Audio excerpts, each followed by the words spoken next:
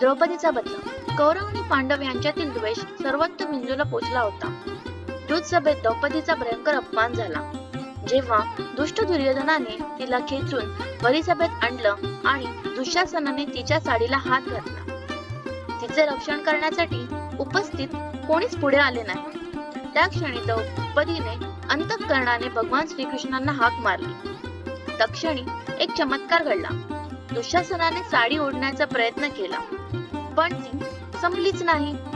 कृष्णाने आपल्या दिव्य शक्तीने तिचे वस्त्र अखंडित ठेवले आणि तिला अपमानित होण्यापासून वाचवले.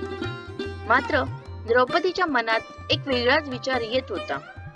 या अन्यायाचा बदला घ्यायचा.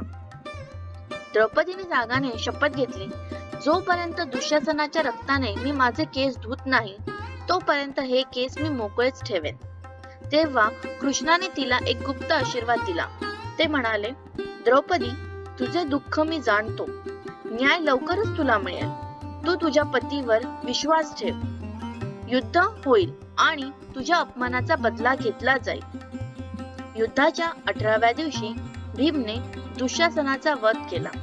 त्याने त्याची छाती फाडून त्याचे रक्त द्रौपदी समोर आणले आणि म्हणाला, तुझ्या शपथपूर्तीसाठी मी तुझे केस या रक्ताने धुवून देतो.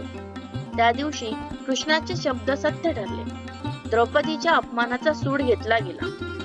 मित्रांनो, ही कथा आवडली असेल तर लाईक करा, शेअर करा आणि सबस्क्राईब करा मराठी चैतन्य YouTube चॅनल.